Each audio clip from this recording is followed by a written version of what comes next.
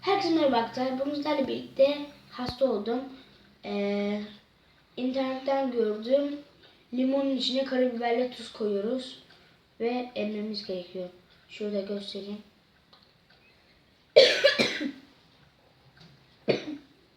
Saat olmuş. Bunun kokusu bile...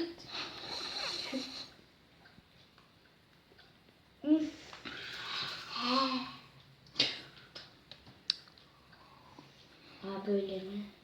Böyle Ne mi? çekiyoruz tabii. Ha. Böyle mi? Hı. Böyle mi? Ha, aynen. Aynen. Biraz alışırsın biraz.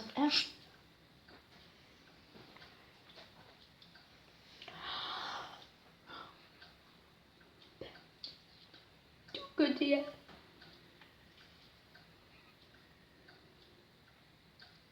Bir şey olur mu? Böyle öksürüğünü kesecek yani. Çok Hop, Dur burada güzel. çok var bak şuraları falan. Limon kötü bir şey değil ki. İyi. Limondan değil zaten. Karabiberden korkuyor. Yapıyorum.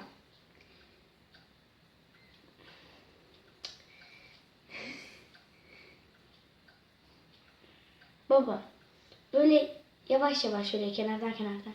Hı hı.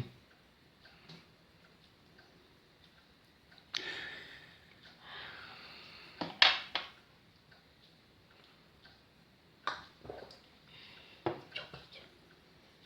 Net. Çok kötü.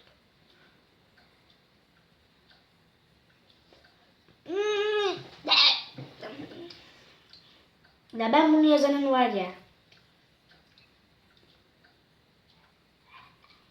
Hoşuma geldi.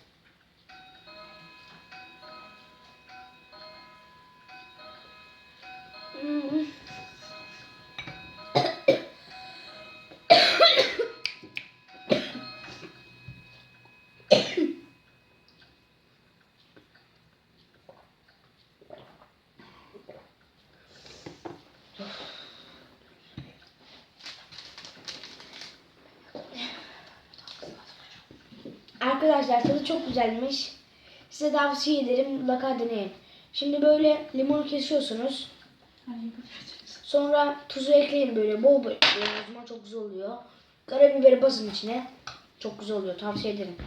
Bugün de bu kadar arkadaşlar. Hepinize iyi günler.